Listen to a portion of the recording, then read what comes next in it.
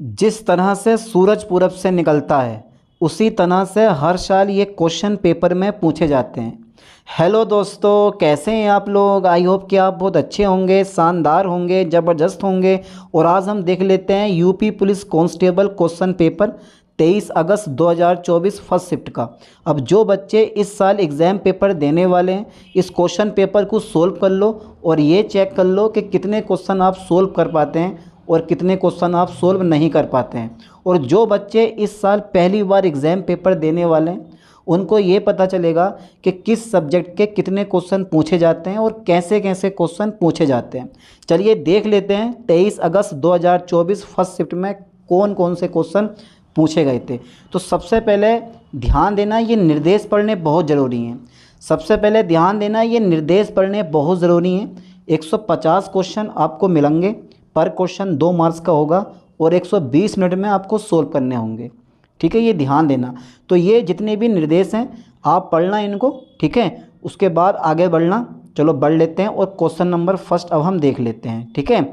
यदि आप शुरुआत में, दिखाई दे रहा है क्वेश्चन फर्स्ट, यदि आप शुरुआत में पश्चिम की ओर मुँह करके 270 डिग्री दक्षिणावर्त मुड़ते हैं तो आप किस दिशा में मुँह करके खड़े हैं। सोचो ज़रा भाई, सोचो। क्वेश्चन बड़ा दमदार है, सोचो। आप सोच लिया, ठीक है। तो B number is a right option, ठीक है। बी पे आप टिक लगा दो, दक्षिण दिशा में। ओके, अच्छा क्वेश्चन नंबर 2 है। क्वेश्चन नंबर 2 आपको दिख रहा है, ठीक है सर। एक व्यक्ति 15 मीटर पूर्व की ओर चलता है, फिर बाएं मुड़ता है और 10 मीटर चलता है, फिर दोबारा बाएं मुड़ता है और 15 मीटर चलता है, तो वह शुरुआती बिंदु से कितनी दूर है। बहुत सिंपल, बहुत इजी, जिसे आप बोल सकते हो सबसे सस्ता क्वेश्चन है और बड़ी आसानी से आप डिस्टेंस निकाल लोगे। तो क्वेश्चन नंबर 2 का राइट ऑप्शन डी पे टिक लगा दें आप, ठीक है। 10 मीटर कैसे है वो खुद से देखो आप। चलिए क्वेश्चन नंबर मैं 3 लेता हूँ। जो इंग्लिश वाले बच्चे हैं वो इंग्लिश में पढ़ सकते हैं। निम्नलिखित पाई चार्ट एक परीक्षा के लिए नामांकित अभ्यर्थियों और विभिन्न संस्थानों में परीक्षा उत्तीर्ण करने वाले अभ्यर्थियों का वितरण दर्शाता है, यानी कि दर्शाते हैं। Okay okay okay.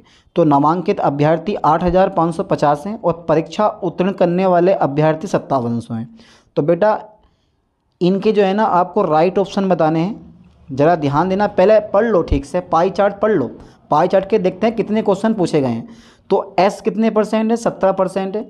टी कितने परसेंट है भाई, 8% है। भी 12% है। एक्स 16% है। पी 22% है। और जो आपके पास क्यू है 15% है। आर 10% है। एंड एस 17% है। इधर आके देख लो आप, ठीक है। चलिए अब क्वेश्चन का आंसर दो बेटा, अब क्वेश्चन का आंसर दो। पाई चार्ट पूछा जाता है इसमें हर साल, ध्यान देना। कभी भी एग्जाम हो पाई चार्ट जरूर पूछा जाएगा आपसे। तो संस्थान, यानी कि ध्यान दो बेटा क्वेश्चन पे, क्वेश्चन नंबर 3 है हमारा, ठीक है। तो संस्थान एस और पी से उत्तीर्ण हुए कुल अभ्यर्थियों की संख्या तथा संस्थान टी और आर से नामांकित अभ्यर्थियों की कुल संख्या के बीच का अंतर है। कितना अंतर है। A B C D 4 option दे रखे हैं, चारों अच्छे लगेंगे पर एक ऑप्शन राइट होगा। कौन सा राइट है जल्दी बताओ फास्टली बेटा। क्वेश्चन नंबर 3 का राइट ऑप्शन कौन सा है, डी पे टिक लगा दो, 399। चलिए मैं आगे बढ़ाता हूँ, आगे बढ़ाता हूँ। क्वेश्चन नंबर हम पहुँचते हैं काय पर, क्वेश्चन नंबर 4 पे पहुँचते हैं। देखो, कथनों को पढ़िए और निष्कर्ष के संबंध में सही विकल्प का चयन कीजिए।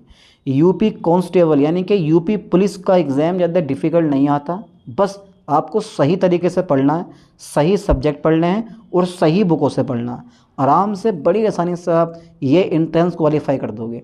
चलिए, कथनों को पढ़िए और निष्कर्ष के संबंध में सही विकल्प का चयन कीजिए। कथन फर्स्ट है, ट्रे टेबल टेनिस खेलती है। कथन 2 है, टेबल टेनिस एक कठिन खेल है। निष्कर्ष निकलता है ट्रे एक कठिन खेल खेलती है। तो 4 ऑप्शन है, चारों ऑप्शन पढ़ो और मुझे राइट ऑप्शन बताओ कौन सा होगा। जो चौथे का बी पे टिक लगा दें आप। बताया गया निष्कर्ष निश्चित रूप से सही है। चलिए आगे देखते हैं, हटाओ। क्वेश्चन नंबर 5 देखते हैं। निम्नलिखित में से कौन सी आकृति बाकी से अलग है। बहुत इंपॉर्टेंट क्वेश्चन है। निम्नलिखित में से कौन सी आकृति बाकी से अलग है। त्रिकोण, गोला, वृत्त, वर्ग। अभी ये क्वेश्चन मैंने 12th क्लास का मैं बैच पढ़ा रहा था तो मैंने उनसे पूछा तो उन्होंने बोला त्रिकोण। क्या लग रहा है आपको, राइट ऑप्शन होगा त्रिकोण? नहीं होगा। देखो, त्रिकोण भी 2D होता है, वृत्त भी 2D होता है और वर्ग भी 2D होता है। इनके आयतन नहीं होते, सिर्फ क्षेत्रफल होते हैं। बट जो गोला होता है ना, गोला जो गोला होता है वो 3D स्ट्रक्चर होती है जिसका आयतन भी होता है। इसका मतलब है गोला जो है इन सबसे कैसा है, डिफरेंट है। पर मैं इतना बताने वाला नहीं हूँ आपको, मैं डायरेक्टली 150 क्वेश्चन सोल्व करवा दूंगा, सीधे तौर पे आंसर बता दूंगा। तो बी पे टिक लगाते हैं, गोला। चलिए क्वेश्चन नंबर 6 रीजनिंग का क्वेश्चन है। एक निश्चित कूट भाषा में यदि आपने SCRA सेरेवल को 19318122 के रूप में कूटबद्ध किया जाता है तो उसी भाषा में स्टैंड को किस यानी कि कूटबद्ध किया जाएगा। जल्दी बताओ, सोच लो ज़रा एक बार। रीजनिंग आपने बड़ी अच्छे से पढ़ी है और आपको आती भी है। तो क्वेश्चन नंबर 6 का जो राइट ऑप्शन है बी पे टिक लगा दो, ठीक है। 19 जो भी है, आगे देखते हैं। अच्छा, एक महिला की ओर इशारा करते हुए निर्मला ने, शायद मेरे ख्याल से ये बड़ा सिंपल क्वेश्चन पूछा है इसमें। वह मेरी बहन, यानी कि निर्मला ने कहा वह मेरी बहन की माँ के इकलौते बेटे की बेटी है। तो निर्मला का उस महिला से क्या संबंध है? निर्मला का उस महिला से क्या संबंध है? बुआ का संबंध है, ठीक है। आगे देखते हैं। क्वेश्चन नंबर हमारा 8 है। अलग अक्षर क्या है, यानी कि अगला अक्षर क्या है? पी के बाद क्यू आता है तो टी के बाद क्या आएगा? अरे भाई, अगला अक्षर क्या है? तो पी के बाद क्यू आता है तो टी के बाद क्या आएगा? यू आएगा। सिंपल सी बात है। चलिए आगे बढ़ाते हैं। क्वेश्चन नंबर 9 है। पर्दे कपड़े से उसी तरह संबंधित हैं जिस तरह ब्लाइंडस संबंधित है सिलेटेड से, लिफ्टर से, डोरियो से, कवर से। ब्लाइंडस संबंध यानी कि ब्लाइंड्स संबंध है लिफ्टर से, स्लेट से, डोरियो से या कवर से। तो यानी कि पर्दे कपड़े से संबंधित हैं तो ब्लाइंड्स जो है वो किस चीज़ से संबंधित है? जल्दी बताओ। क्वेश्चन नंबर 9 का राइट ऑप्शन कौन सा होगा? सी पे टिक लगा दो, डोरियो से। चलो एक चीज़ और है। क्वेश्चन नंबर 10 पढ़ो ज़रा। साबुन का संबंध साफ सफाई से है। भैया मैं मानता हूँ। चलो साबुन का जो संबंध है ना, ये क्वेश्चन पढ़ो बढ़िया, देखो ये वाला क्वेश्चन देखो। साबुन का जो संबंध है वो साफ सफाई से है तो इत्र का संबंध किस चीज़ से है? अच्छा ये बताओ, आप इत्र या परफ्यूम का यूज़ क्यों करते हो? ठीक है, यानी कि साफ़ सुथरे से है, गंध से है, बुद्धिमान से है या ताजगी से है? तो यार गंध से कनेक्शन होगा। B number is a right option, ठीक है। तो ऐसे क्वेश्चन तो बड़ी आसानी से आप लगा दोगे। यदि आप दक्षिण पश्चिम की ओर मुंह करके खड़े हैं और 180 डिग्री दाईं ओर मुड़ते हैं तो आप किस दिशा की ओर मुंह करके खड़े हैं? यार किस दिशा की ओर मुंह करके खड़े हैं? सोचने वाली बात है यार ये भी। तो बी पे टिक लगा दो, उत्तर पूर्व, ठीक है। चलिए अब पहला बेटा क्वेश्चन पढ़ो 12वां। क्वेश्चन बहुत बड़ा है। 140 विद्यार्थियों के सर्वेक्षण में पाया गया कि 60 विद्यार्थी वीडियो गेम खेलना पसंद करते हैं। इस क्वेश्चन को पढ़ते पढ़ते मेरे ख्याल से 30 सेकेंड हो जाएंगे, बट टाइम का विशेष तौर पर ध्यान देना। 150 क्वेश्चन है, 120 मिनट है, ये ध्यान देना आप। तो इसका राइट ऑप्शन होगा 12वें का, वो है सी नंबर पर टिक लगा दो आप, 35, ठीक है। चलिए क्वेश्चन नंबर 13 है। श्रृंखला में लुप्त संख्याएँ ए और बी ज्ञात कीजिए और b प्लस ए का मान ज्ञात कीजिए। यानी कि ए और बी पहले ज्ञात करो फिर b प्लस ए का मान ज्ञात करो। तो पहले ए और बी संख्या निकालो, उसके बाद में आप b प्लस ए का मान फाइंड कर लो। तो 13वें का राइट ऑप्शन है हमारा, डी पर टिक लगा दें, ठीक है, 164, ओके। अच्छा क्वेश्चन नंबर 14 है हमारा। यदि p is greater than two q equal P square plus Q की पावर 3 और p is less than two q equal to P Q minus Q square, तो 1 इज़ ग्रेटर देन 2, तो ऐसे ऐसे होगा, ऐसे ऐसे का मान कितना होगा? तो कह रहा है कि इसका मान कितना होगा? 720 इसका मान आएगा, ठीक है, द राइट ऑप्शन। चलिए क्वेश्चन नंबर 15 है, बड़ा पेचीदा क्वेश्चन दिया हुई। निम्नलिखित अनुक्रम की बारीकी से जांच कीजिए और उसके बाद आने वाले प्रश्न का उत्तर दीजिए। ऐसे कितने अक्षर हैं जिनमें से प्रत्येक के ठीक पहले और ठीक बाद एक चिन्ह है? तो यार ये सिंपल सा क्वेश्चन है, बड़ी आसानी से आप सोल्व कर दोगे। डी पे टिक लगा दो, 1। चलिए आगे देखते हैं। 16वां क्वेश्चन पढ़ लेते हैं। आ रहा ना मज़ा पढ़ने में? इजी क्वेश्चन है। दिए गए संयोजनों में पैटर्न को देखते हुए आप, ठीक है, क्वेश्चन मार्क द्वारा निरूपित संयोजक को कैसे व्यक्त करेंगे? ओहो, AZ3B CY6D EX9F। तो 16वें का राइट ऑप्शन सी पे टिक लगा दें, GW12H, ठीक है, ओके। क्वेश्चन नंबर 12 हमारा आ गया, वो क्वेश्चन नंबर 17 हमारा आ गया। चलिए क्वेश्चन नंबर 17 हमारा आ गया भाई। 15वें का कौन सा ऑप्शन है भाई? ओ 16वें का कौन सा ऑप्शन है?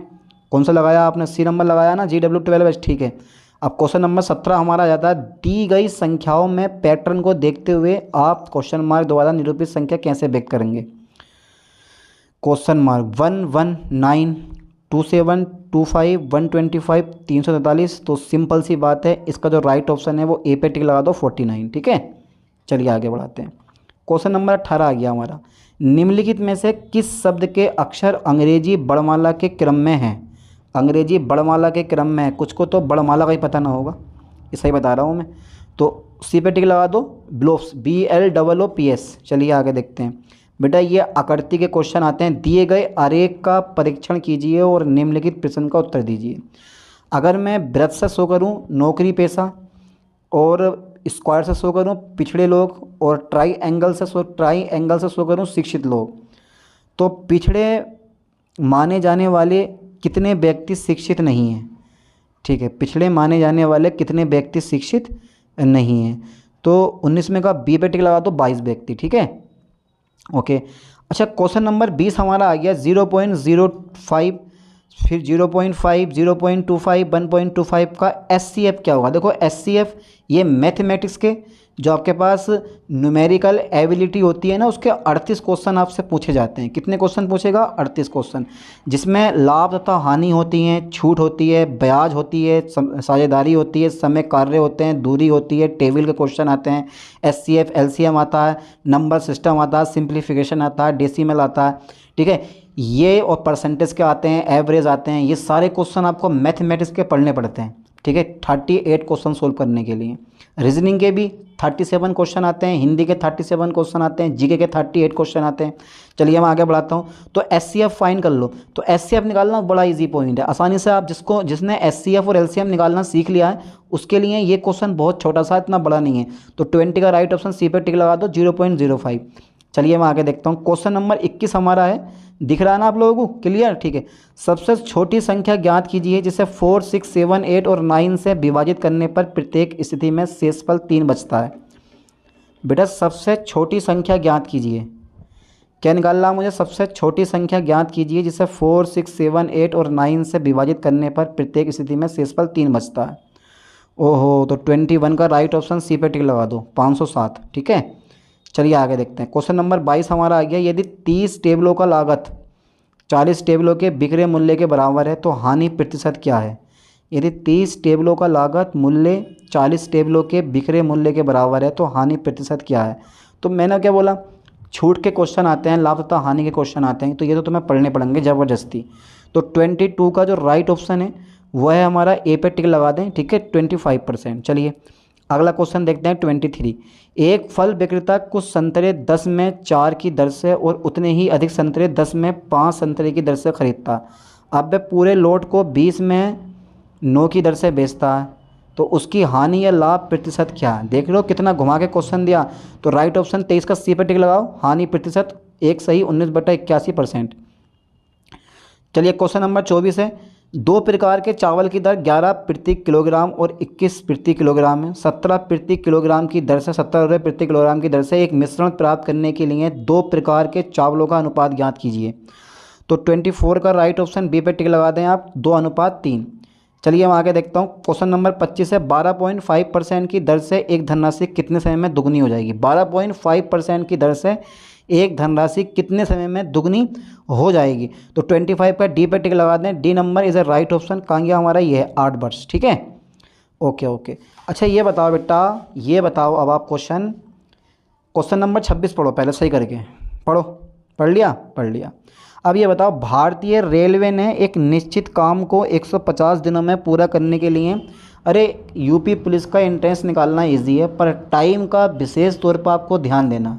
मेरी बात कान खोल के सुन लो, टाइम का विशेष तौर पे ध्यान देना, क्योंकि टाइम इतना मिलता नहीं है कि आप ये मैथमेटिक्स के सारे क्वेश्चनों को कुछ टाइम दे सको।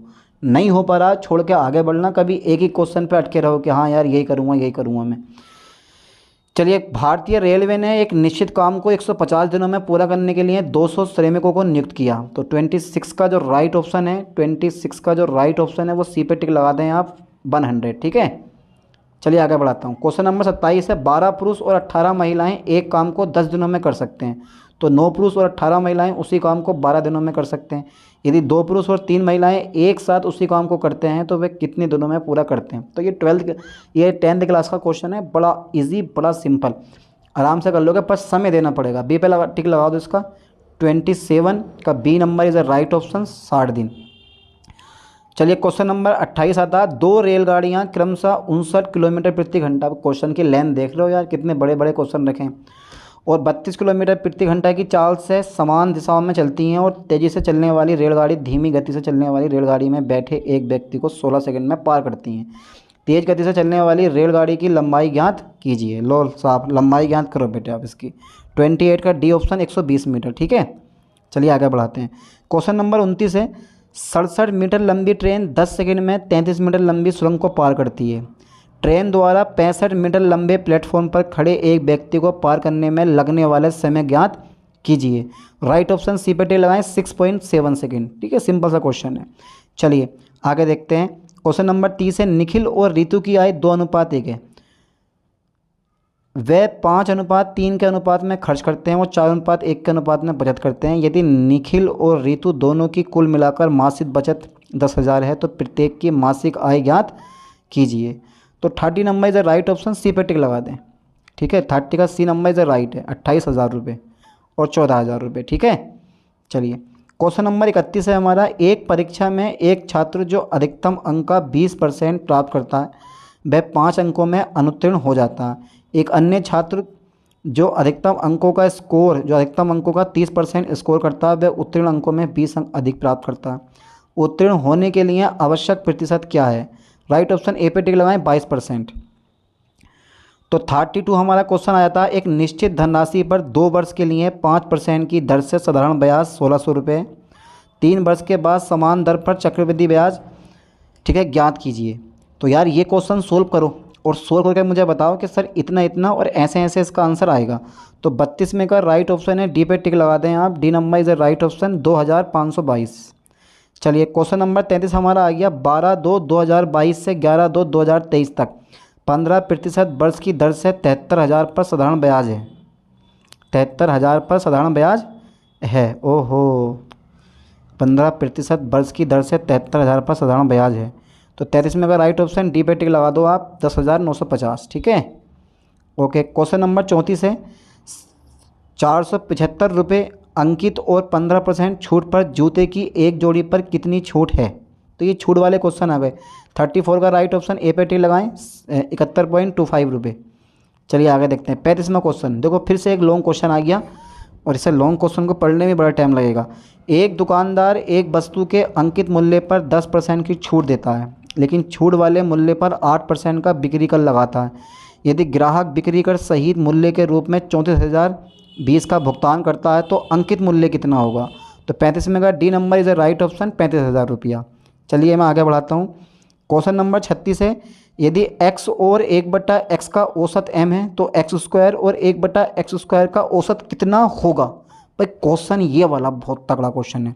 ए पे टिक लगाओ, 2m² - k1।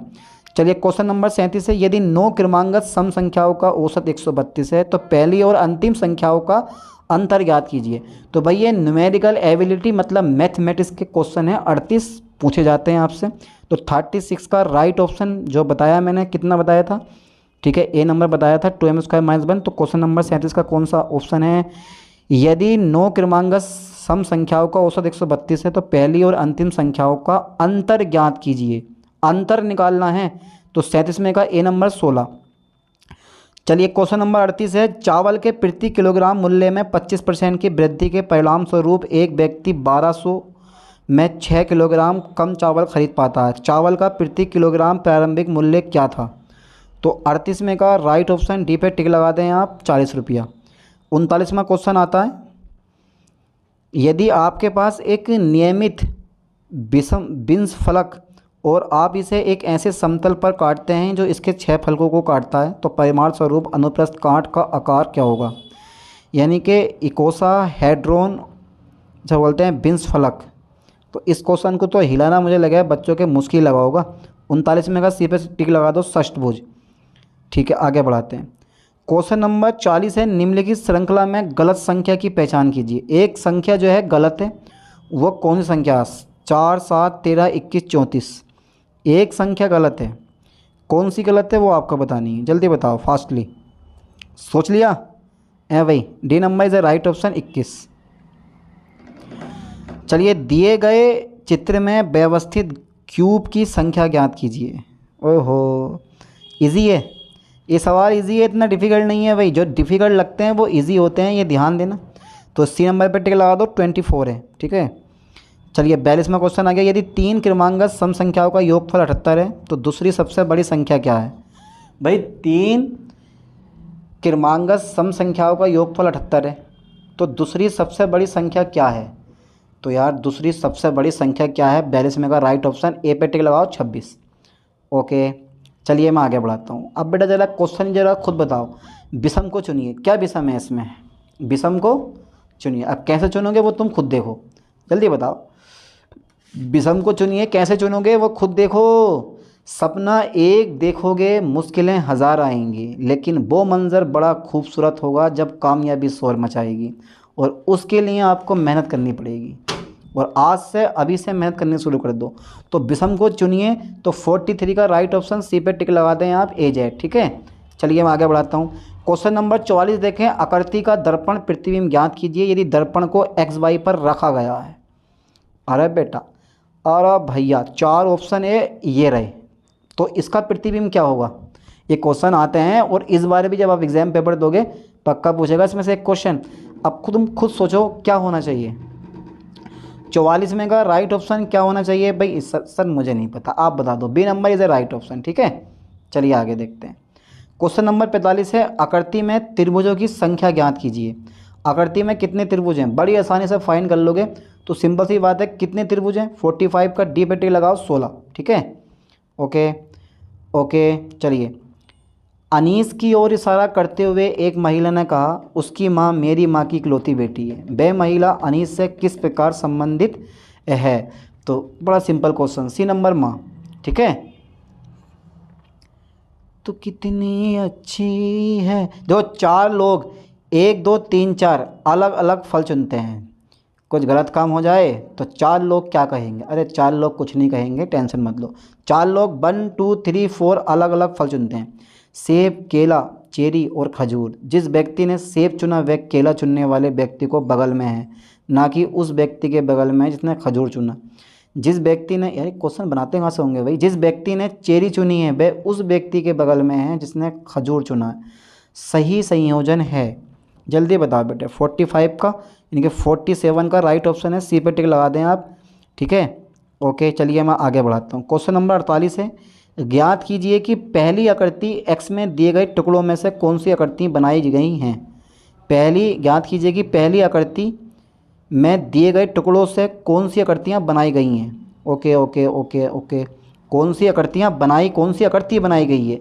तो कौन सी आकृति बनाई गई है? डी पे टिक लगा दो, इधर राइट ऑप्शन। अच्छा, क्वेश्चन नंबर 49 है। असमान संख्याएं ज्ञात कीजिए। 2 संख्याएं जो कि असमान हैं वो कौन कौन सी हैं? 8 और 27 एक असमान संख्याएं हैं, ठीक है। अच्छा, असमान संख्याएं क्यों हैं 8 27? जल्दी बताओ बेटा, फास्टली। कोई ना कोई तो रीज़न होगा। मिल गया रीज़न? क्योंकि 8 जो है वो किसी का वर्ग नहीं है। जैसे 2 का वर्ग 4 होता है, ठीक है, 4 का वर्ग 16 था, बट 8 में ऐसा नहीं होता, ठीक है। क्वेश्चन नंबर 50 है हमारा। निम्नलिखित में से कौन सा आरेख माता और यानी कि सेठ महिलाओं, माताओं और माता पिता के बीच में संबंध दर्शाता? कौन सा आरेख? तो तुम समझ गए होगे इस चीज़ को। 50 का राइट ऑप्शन डी पे टिक लगा दो, ठीक है। अच्छी तरह थोड़ा ध्यान देना। सादृश्य पूरा कीजिए। दस्ताने हाथ से संबंधित हैं, तो मोजे जो हैं वो संबंधित। मोजे कहाँ पहनते हो? सिर, बाहाँ, पैर, जूता। तो बेटा पैर में पहनते हो ना, ये जूतों के अंदर पहनते हो। तो 51 में जल्दी बताओ। अरे दस्ताने हाथ से संबंधित हैं तो मोजे पैर से संबंधित होंगे, सिंपल सी बात है। 51 में का C number is the right option. चलिए आगे बढ़ाते हैं। ये तो सोचने वाली बात क्या। अच्छा, सादृश्य पूरा कीजिए। अंतरिक्ष यान से संबंधित है, तो गोताखोर जो है, गोताखोर किससे संबंधित होगा? तो यार ये जो क्वेश्चन है ना, ये तो बड़े सिंपल से क्वेश्चन दे रखे हैं, सी पे टिक लगा दो, पनडुब्बी से, ठीक है। अच्छा, क्वेश्चन नंबर 53 है। एक सिलेंडर को उसके अक्ष से 45 डिग्री के कोण पर झुके हुए समतल द्वारा प्रतिच्छेद किया जाता है। परिणामी अनुप्रस्थ काट का आकार क्या? देखो जो डिफ़िकल्ट पोजीशन था ना, यानी कि डिफ़िकल्ट एरिया था, डिफ़िकल्ट जोन था, वहाँ से हम निकल चुके हैं मैथमेटिक्स से। अब जो जीके के क्वेश्चन आएंगे वो सब इजी होंगे, उससे आपको डरने की ज़रूरत नहीं है, मैं आपके साथ हूँ, ठीक है। एक सिलेंडर को उसके अक्ष से 45 डिग्री के कोण पर झुके हुए समतल द्वारा प्रतिच्छेद किया जाता है, परिणामी अनुप्रस्थ काट का आकार क्या है? तो 53 का राइट ऑप्शन ए पे टिक लगा दो, दीर्घवृत्त इज ए राइट ऑप्शन। चलिए क्वेश्चन नंबर 54 में लेता हूँ, यदि कैट का कोड DVU है तो डॉग का कोड क्या होगा? वाह, बी पे टिक लगाओ, EPH। अच्छा, कोड के अनुसार अंक 0 1 2 3 4 को क्रमशः आपने ABCDE द्वारा दर्शाया जाता है, तो B+E - D+A का मान ज्ञात कीजिए। तो 55 का कौन सा ऑप्शन होगा? ए पे टिक लगा दो, डो, यानी कि 2 होगा। अच्छा, 56 आ गया मेरे पास, श्रृंखला में अगली संख्या क्या होगी? 3 6 18 72 360, क्रम क्या है ढूंढो, और इसका राइट ऑप्शन है ए नंबर, टिक लगा दो, 8160 यानी कि 2160। चलिए क्वेश्चन नंबर 57 है हमारा, 6 सदस्यों के एक परिवार ABCDE और F में 2 विवाहित जोड़े हैं। विवाहित मतलब शादीशुदा जोड़े हैं मेरे बच्चे। D एक शिक्षक है और E का पिता है, F E की दादी है और एक क्या बेटे गृहिणी है, C एक वकील है और A से विवाहित है, P पुरुष नहीं है तो महिला होगी, B E से किस प्रकार संबंधित है? तो 57 का ए नंबर माँ से संबंधित है। ठीक है, क्वेश्चन नंबर 58 है, एक और अजगरी यानी कि एक और अजगरी लखी एक और मृगराय बिकल बटोही बीच की परोयो मूर्छा खाए, इन पंक्तियों में प्रयुक्त रस है। तो प्रयुक्त कौन सा रस है इन पंक्तियों में? 58 का राइट ऑप्शन सी पे टिक लगाते हैं आप, भयानक रस है। अरे कौन सा रस है भैया, ये भयानक रस हो गया। ओके ओके, चलिए क्वेश्चन नंबर 59 देख लेते हैं, निम्नलिखित में से कौन सा शब्द अलंकार नहीं है? तो 59 का बी नंबर लगाओ, रूपक जो होता है इज अ राइट ऑप्शन। ठीक है, चलिए क्वेश्चन नंबर 60 की हम बात करते हैं, जब दो व्यंजन एक साथ मिलते हैं तो उन्हें क्या कहते हैं? संयुक्त व्यंजन कहते हैं उनको। इजी क्वेश्चन है। अच्छा, क्वेश्चन नंबर 61 हमारा आ गया, अगम आगम शब्द युग्म का सही अर्थ है। अगम आगम शब्द युग्म का सही अर्थ है, 61 का C number is a right है, दुर्लभ उत्पत्ति। अब बेटा 61 का सी नंबर राइट है, ये पता होना चाहिए आपको, सिंपल सा क्वेश्चन, इतना बड़ा भी नहीं है। तो हिंदी के 37 क्वेश्चन पूछता है, ध्यान देना, ये हिंदी चल रही है और 37 क्वेश्चन से आपको निपटना है। ठीक है, चलिए देखते हैं कौन कौन निपट पाते हैं इससे। 62वां देखते हैं, निम्नलिखित में से मुख का अनेकार्थ शब्द कौन सा नहीं है? मुख, मुख जो होता है ना, मुख का अनेकार्थ शब्द कौन सा नहीं है? मुख का अनेकार्थ शब्द कौन सा नहीं है? तो ए पे टिक लगा दो, शांत। अच्छा बेटा राइट ऑप्शन बताओ जरा, 63 में का ढूंढ लो। निजवाचक सर्वनाम का प्रयोग किस वाक्य में हुआ है? निजवाचक सर्वनाम का प्रयोग किस वाक्य में हुआ है? तो निजवाचक सर्वनाम का प्रयोग किस वाक्य में हुआ है? राइट ऑप्शन बी पे टिक लगा दें, आप भला तो जग भला। अच्छा, क्वेश्चन नंबर 64 है, क्या भूलूं क्या याद करूं, कभी भूला कभी याद किया, क्या भूलूं क्या याद करूं हरिवंश राय बच्चन की आत्मकथा श्रृंखला का कौन सा भाग है? बी पे टिक लगाएं।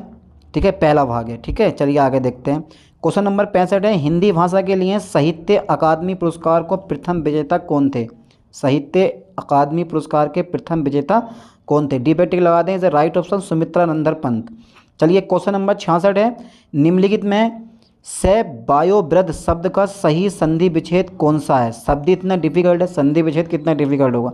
राइट ऑप्शन डी पे टिक लगा दो। ठीक है, D number is the right option. ठीक है, चलिए आगे देखते हैं। क्वेश्चन नंबर 67 है, 2019 का साहित्य अकादमी पुरस्कार किस रचनाकार को दिया गया था? यार किस रचनाकार को दिया गया था? ए नंबर पे लगाओ, नंद किशोर आचार्य को। देश प्रेम में कौन सा समाज है? देश प्रेम में कौन सा समाज है? डी पे टिक लगाओ, तत्पुरुष समाज है। जुबान पर लगाम ना होना, अनावश्यक रूप से स्पष्टवादी होना। ठीक है, लो सर मैंने इतने क्वेश्चन बता दिया आपको। चलिए क्वेश्चन नंबर 70, निम्नलिखित में से कौन सा अमृत शब्द का पर्यायवाची शब्द नहीं है? अमृत शब्द का पर्यायवाची शब्द नहीं है, डी पे टिक लगाओ, क्षीर। कौन सा वर्णदंत्य नहीं है? बी पे टिक लगाओ, टा टा टा टा बोला टा, 71 का B number is right option. मैंने आम खाया, मैंने आम खा लिया है, वाक्य में प्रयुक्त काल है, अरे आसन्न भूतकाल होता है यार। किसी एक में ही आस्था रखने वाला वाक्यांश के लिए एक शब्द बताइए। अन्याय, अनिकेत, अनुतीर्ण, अनुमोदन। राइट ऑप्शन है, ए पे टिक लगाएं, अनन्य।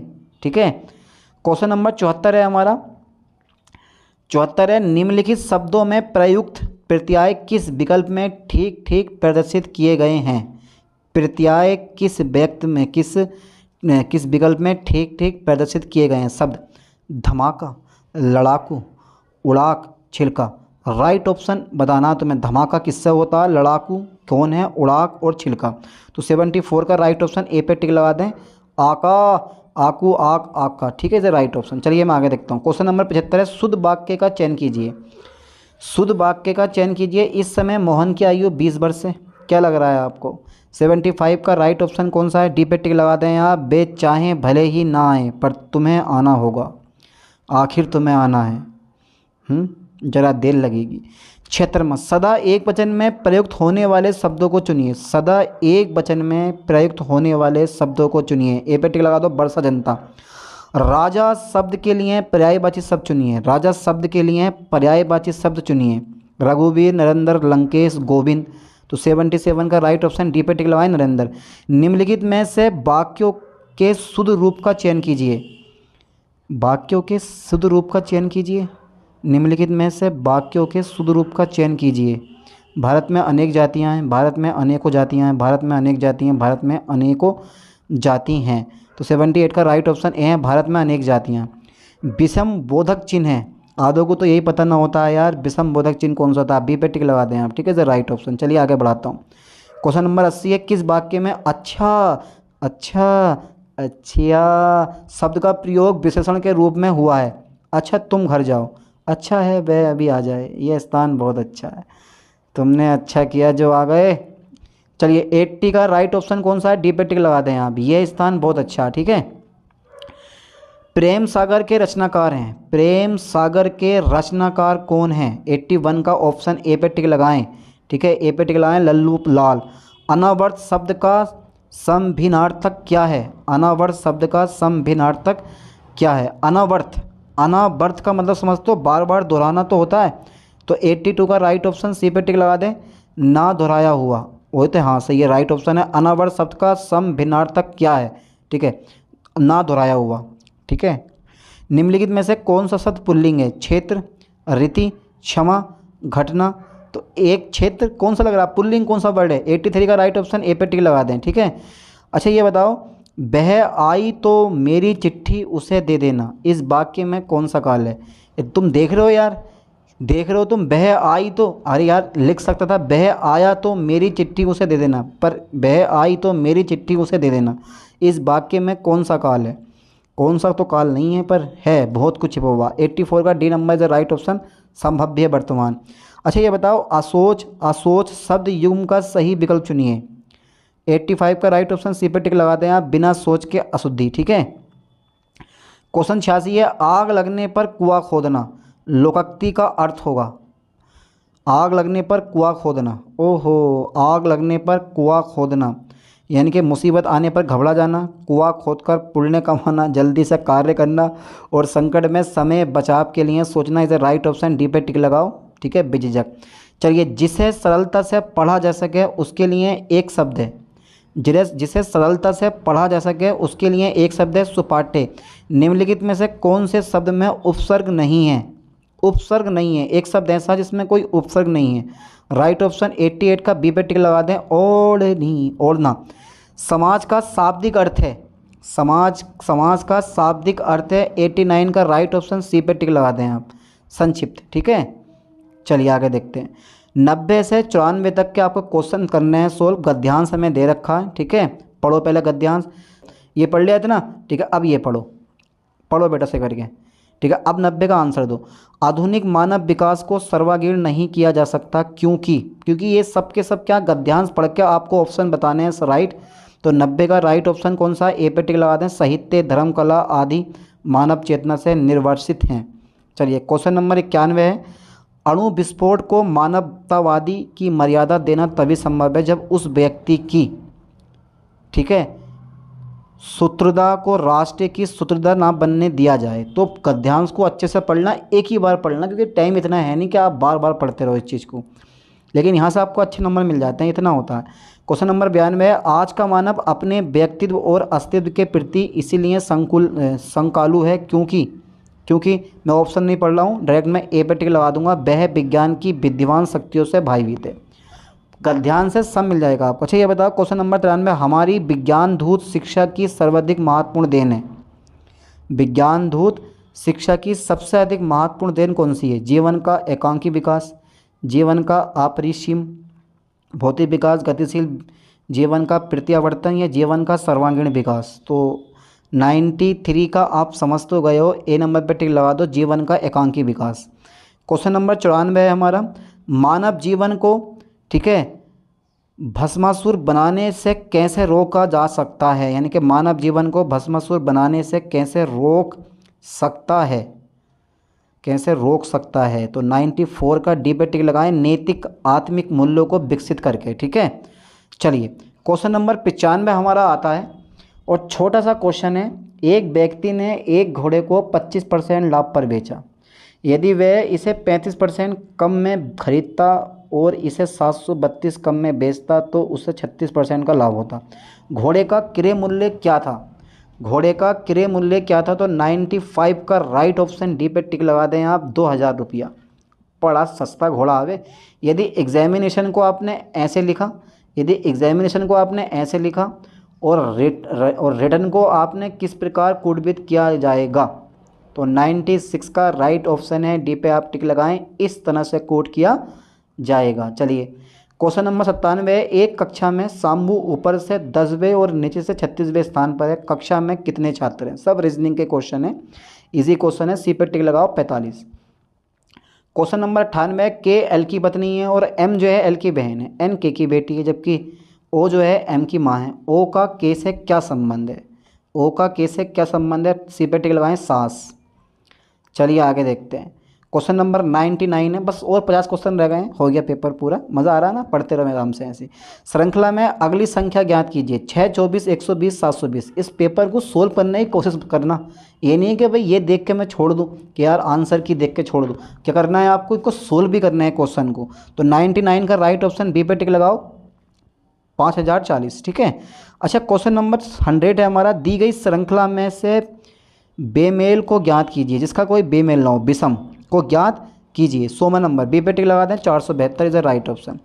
चलिए क्वेश्चन नंबर 101 है, एक बस 50 किलोमीटर प्रति घंटे की गति से 250 किलोमीटर की दूरी तय करती है, यात्रा पूरी करने में कितना समय लगेगा? ये सिंपल सा क्वेश्चन, बड़े आसानी से आप सोल्व कर दोगे नहीं? सी नंबर लगा दो, 6 घंटे। अच्छा 102वां नंबर है, निम्नलिखित अनुक्रम में लुप्त संख्या कौन सी है? ठीक है, सी पे टिक लगाओ, 2160। श्रृंखला में अगली संख्या ज्ञात कीजिए, 11, 39, 75, 119। तो राइट ऑप्शन डी पे टिक लगाओ, 171। अब 104 क्वेश्चन देख लो, यदि इंसेप्ट को आपने ऐसे लिखा और आपने हाउसली को ऐसे लिखा के रूप में कूटबद्ध किया जाता है, तो बटरफ्लाई को आप किस प्रकार से कूटबद्ध कर सकते हो? तो 104 का राइट ऑप्शन ए पे टिक लगा दो। ठीक है, अच्छा क्वेश्चन नंबर 105 है, यदि 95,474 को आपने KGFIF लिखा जाता है तो 8,000 यानी कि 82,143 को कैसे लिखा जाएगा? जल्दी बताओ। 105 का राइट ऑप्शन है JDCFE। चलिए मैं आगे बढ़ाता हूँ। ठीक है, ओके क्वेश्चन नंबर 106 है, ए बी और सी का औसत वजन 60 किलोग्राम है। यदि ए और बी का औसत वजन 30 किलोग्राम है तथा बी और सी का औसत वजन 70 किलोग्राम है, तो बी का वजन क्या है? तो 106 का राइट ऑप्शन बी पे आप टिक लगाते हैं, इसे राइट ऑप्शन 20 किलोग्राम है। ठीक है, चलिए क्वेश्चन नंबर 107 पे मैं ध्यान देता हूँ। 40 छात्रों की एक कक्षा में 15 छात्र क्रिकेट खेलते हैं और 15 छात्र टेनिस खेलते हैं और 5 छात्र दोनों खेल खेलते हैं, तो दोनों में से कोई भी खेल नहीं खेलने वाले छात्रों की संख्या ज्ञात कीजिए। अरे तो ये तो सिंपल है, ये तो निकल गया ऐसे ही, सी पे टिक लगा दो, 15। अच्छा क्वेश्चन नंबर 108 है, फिर पाई चार्ट आ गया कि दिया गया पाई चार्ट कि वित्त पोषण के विभिन्न स्रोतों में दर्शाता है, तो लोक निर्माण विभाग PWD अपनी चरण सेकंड परियोजनाओं के लिए एकत्रित करने के लिए योजना बना रहा है। चलिए पहले पाई चार्ट पढ़ लो, फिर इसका क्वेश्चन आंसर दो। पहले पढ़ो, पाई चार्ट पढ़ लिया, ठीक है, अब क्वेश्चन पढ़ो। एक आउटसोर्स एजेंसी द्वारा टोल संग्रह के माध्यम से 4,910 करोड़ के साथ परियोजना का समर्थन करने के लिए अधिकतम 20% का कमीशन का प्रावधान करते हुए आउटसोर्स एजेंसी की कुल कितनी राशि एकत्र करने की अनुमति दी जानी चाहिए? तो बेटा इस क्वेश्चन का राइट ऑप्शन जो है वो कौन सा होना चाहिए? 108 का। आप बताओ, खुद बताओ, खुद से नहीं भाई, तुम खुद अंदाजा लगाओ। 5,892 करोड़ रुपया चलिए क्वेश्चन नंबर मैं 109 देखता हूँ। बाई एक्स के पूर्व में है जो जेड के उत्तर में है। यदि पी जेड के दक्षिण में है तो पी बाई के किस दिशा में खड़ा है? राइट ऑप्शन बी पे टिक लगाओ, दक्षिण पश्चिम दिशा में खड़ा है। चलिए क्वेश्चन नंबर 110 आता है। निम्नलिखित श्रृंखला में गलत संख्या ज्ञात कीजिए। 1, 12, 144, 1782 और 20,736। तो 110 का राइट ऑप्शन डी पे टिक लगाते हैं आप, 1782। अच्छा 111वां क्वेश्चन है। एक लड़की ने एक लड़के का परिचय देते हुए कहा, वह मेरे चाचा के पिता की बेटी का बेटा है। लड़की का लड़के से क्या संबंध है? तो 111 का राइट ऑप्शन ए पे टिक लगाएं, बहन। अच्छा क्वेश्चन नंबर 112 है। यदि पश्चिम को दक्षिण पश्चिम से बदल दिया जाए, यदि पश्चिम को दक्षिण पश्चिम से बदल दिया जाए तो उत्तर को किससे बदल दिया जाएगा? तो उत्तर को किससे बदल दिया जाएगा? तो 112 का राइट ऑप्शन सी पे टिक लगा दो, उत्तर पश्चिम। अच्छा द स्कारलेट लेटर किसने लिखी? द स्कारलेट लेटर किसने लिखी? देखते हैं भाई, 4 ऑप्शन हैं, चारों अच्छे लग रहे हैं पर एक ऑप्शन राइट है इसमें, नथानियल हॉर्थन ने। ठीक है। अच्छा 114 क्वेश्चन आ गया। उपयोगकर्ताओं के बीच लगातार संचार को प्रोत्साहित करने के लिए किस सोशल मीडिया प्लेटफॉर्म में स्ट्रिक्स नाम सुविधा दी है? स्ट्रिक्स नामक सुविधा दी है। फेसबुक ने, ट्विटर ने, इंस्टाग्राम ने, स्नैपचैट ने। स्ट्रिक्स तो किसने दी होगी यार? 114 का राइट ऑप्शन ए पे टिक लगाओ, स्नैपचैट ने। अच्छा बहुत बढ़िया, कहाँ से क्वेश्चन पूछा भैया ये? पल्लव राजवंश की राजधानी कहाँ स्थित है? पल्लव राजवंश की राजधानी कहाँ स्थित है? सी पे टिक लगाओ, कांचीपुरम में।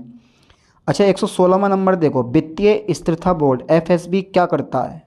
क्या करता है? डी पे टिक लगाओ, यह वित्तीय स्थिरता सुनिश्चित करता है। ठीक है, बाकी ऑप्शन खुद पढ़ो अपने आप। 117वां क्वेश्चन है हमारा। जीएसटी को ब्रांड एम्बेसडर के रूप में कौन चुना था? जीएसटी के ब्रांड एम्बेसडर के रूप में कौन चुना गया था? तो यार कौन चुना गया था? जीएसटी के ब्रांड एम्बेसडर के रूप में कौन चुना गया था? 170 में का राइट ऑप्शन अमिताभ बच्चन। निम्नलिखित में से कौन सी रेखा फ्रांस और जर्मनी के बीच की सीमा है? तो 118 का ऑप्शन नंबर सी है। ठीक है, राइट ऑप्शन ए है, इनके सिगफ्रीड लाइन। ओके। अच्छा 119 में देख लेते हैं। विदेश व्यापार महानिदेशालय किस मंत्रालय के अंतर्गत आता है? 119 का राइट ऑप्शन है मेरा डी पे आप टिक लगाते हैं, वाणिज्य एवं उद्योग मंत्रालय। ठीक है। चलिए क्वेश्चन नंबर 120 है। परमाणु, अब तो ये सिंपल से क्वेश्चन आ गए, जीके के क्वेश्चन आ गए, बस आपको पढ़ना है और कवर करना है और आंसर बताते रहना है। परमाणु ऊर्जा के उत्पादन के लिए कौन सा तत्व आवश्यक है? परमाणु ऊर्जा उत्पादन के लिए कौन सा एलिमेंट आवश्यक है? सबको पता होता है, यूरेनियम अपना। नोएडा उत्तर प्रदेश के किस जिले के अंतर्गत आता है? यूरेनियम यानी कि नोएडा उत्तर प्रदेश के किस जिले के अंतर्गत आता है? डी पे टिक लगाओ आप, गौतम बुद्ध नगर। ठीक है। चलिए क्वेश्चन नंबर 122 है। विश्व डाक दिवस कब मनाया जाता है? ये सबको पता होता है। विश्व डाक दिवस कब मनाया जाता है? 9 अक्टूबर को।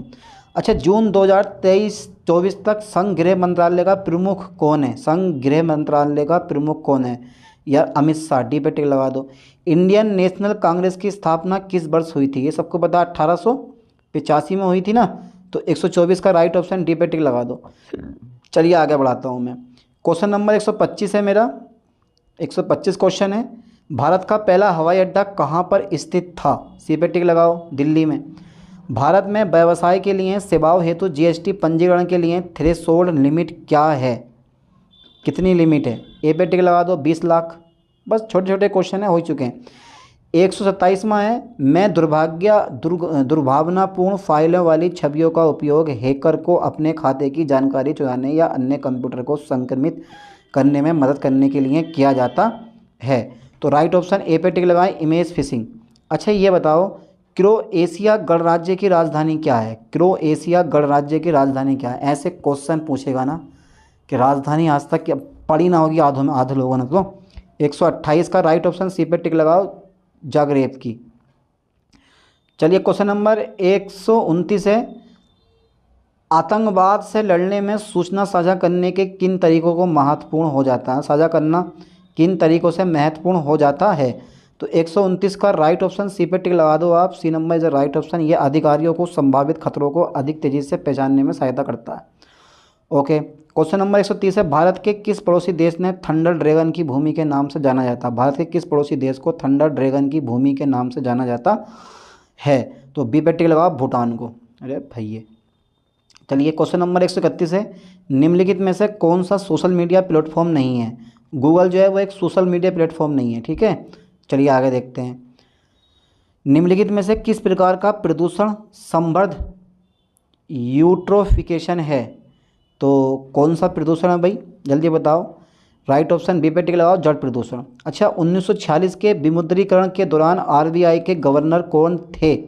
कौन थे भाई? थे, ये थे चिंतामण द्वारकानाथ देशमुख। यार नाम बड़े खतरनाक हैं, काम भी तो इनके खतरनाक है, नाम खतरनाक हैं तो काम भी तो वही खतरनाक है इनके। चलिए आगे देखते हैं, क्वेश्चन नंबर 134 है हमारा, भारतीय संविधान का कौन सा राज्य के नीति निदेशक सिद्धांतों से संबंधित है? भारतीय संविधान का कौन सा भाग राज्य के नीति निदेशक सिद्धांतों से संबंधित है?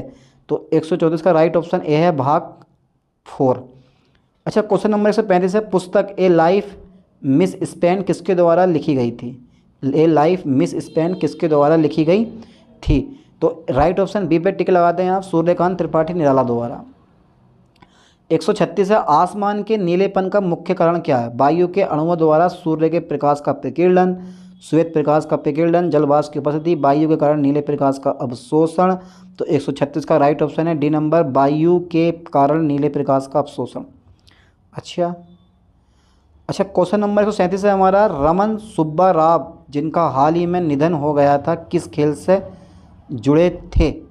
किस खेल से जुड़े थे? ए नंबर, क्रिकेट से, ठीक है। अच्छा, क्वेश्चन नंबर 138 है, प्रायद्वीपीय भारत की सबसे लंबी नदी का नाम क्या है? 138 का राइट ऑप्शन ए पे टिक लगाओ, गोदावरी। अच्छा, ये बताओ एनएचआरसी का पूर्ण रूप क्या है? National humanity rights commission India. 139 का राइट ऑप्शन बी पे टिक लगाओ, national human rights commission India. चलिए 140 में आता हूँ हमारा क्वेश्चन, वर्ष 1985 में कौन सा अंतर्राष्ट्रीय वर्ष घोषित किया गया था? बच्चे, महिला, दृष्टिहीन, युवा। तो 140 का राइट ऑप्शन डी पे टिक लगाओ, युवा, ठीक है। 141 में देखो, अनुसंधान विधियाँ, ये सब करंट अफेयर्स हैं। उत्तरदाताओं की प्रतिक्रियाओं के आधार पर उसके गहन और आगे की जांच और पूछताछ करने में सहायता मिलती है। तो 141 का राइट ऑप्शन बी पे टिक लगाते हैं आप, गुणात्मक, ठीक है। चलिए आगे बढ़ाते हैं, क्वेश्चन नंबर 142 है, BRI का पूर्ण रूप क्या है? BRI का पूर्ण रूप क्या है? तो ए पे टिक लगाएं, बेल्ट एंड रोड इनिशिएटिव, ठीक है। अच्छा, क्वेश्चन नंबर 143 है, विशिष्ट व्यक्तियों को उस संगठन की सुरक्षा की खतरे में डालने की कोशिश करता है जिसके लिए वे काम करते हैं। यार कौन करता है ऐसा काम? बी पे टिक लगा दें, स्पेयर फिशिंग, ठीक है। चलिए क्वेश्चन नंबर 144 है, पहली बार राष्ट्रीय कृषि नीति कब घोषित की गई थी? पहली बार राष्ट्रीय कृषि नीति कब घोषित की गई थी? तो सी पे टिक लगाएं आप, जुलाई 2000 में, ठीक है। अच्छा, क्वेश्चन नंबर 145 है, वर्ष में अंतर्राष्ट्रीय मानवाधिकार कानून के प्रवर्तन के लिए संयुक्त राष्ट्रीय मानवाधिकार आयोग को संयुक्त राष्ट्रीय मानवाधिकार परिषद द्वारा प्रतिस्थापित किया गया था। राइट ऑप्शन ए पे टिक लगाएं, 2006। अच्छा, क्वेश्चन नंबर 146 देखें, अफ्रीका के आर पार दौड़ लगाने वाले पहले व्यक्ति कौन से हैं? अफ्रीका के आर पार दौड़ लगाने वाले पहले व्यक्ति कौन है? बड़ा खतरनाक क्वेश्चन है यार, सोचने वाली बात है। डी पे टिक लगा दो, रस कुक। 147 में देखो, भारतीय कृषि अनुसंधान संस्थान ने भारत में संरक्षित बासमती किस्मों की खेती के लिए किस देश के खिलाफ कानूनी कार्रवाई की मांग की है? यार 147 में राइट, डी नंबर, पाकिस्तान के खिलाफ।